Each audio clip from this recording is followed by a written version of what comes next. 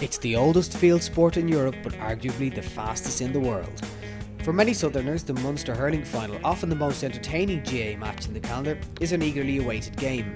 But sports scientists in Cork Institute of Technology say it's not all they have to look forward to. Kieran Delaney heads up the team in CIT. One aspect of the hurling helmet technology is to monitor for impact and potential injury associated with that. Hurling is particularly interesting because it almost represents a worst case scenario. It happens so quickly, it's very difficult to follow.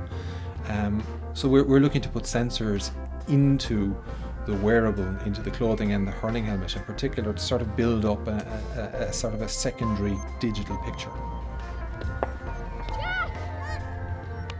Another member of the development team is Dennis Stack. What it does is it measures a player's heart rate and blood oxygen concentration, as well as measuring impacts to the head by using accelerometers placed in the helmet. The primary benefit of it is safety, really.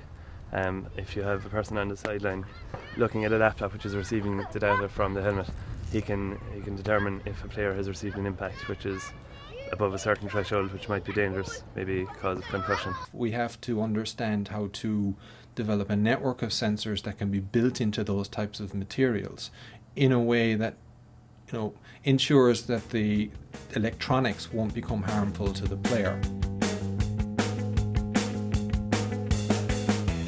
What we'd be looking for would be a situation whereby the real-time picture that we'd be offering a trainer would offer insight into aspects of the technique of the player. If you get a spike on the graph, it would mean that the player has received a severe impact, so the person on the sideline watching that can act on this. You could see things through the digital information that you wouldn't necessarily be able to see through the naked eye.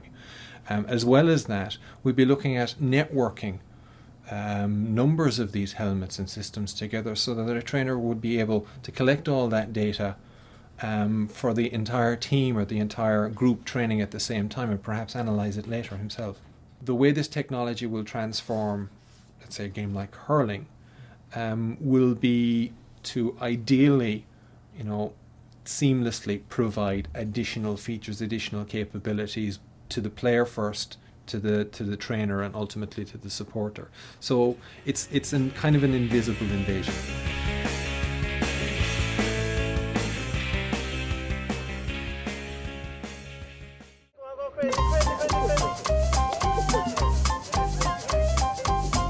Once again, the HSE Community Games were a huge success.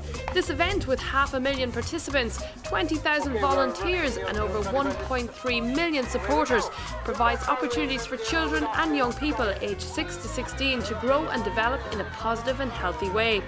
The games are unique in that it is participation-based rather than competitive. Children and teenagers have fun, make friends and try out different activities like basketball, tag rugby, athletics, Irish dancing and volleyball. There is also a cultural corner, giving under 15s the opportunity to take part in a live stage presentation entitled Stories and Folklore of Ireland. If you want to become involved with the HSE Community Games, call 01 625 1180 or log on to www.communitygames.ie. But for now, sit back and enjoy some scenes from this year's National Festival in Mosney.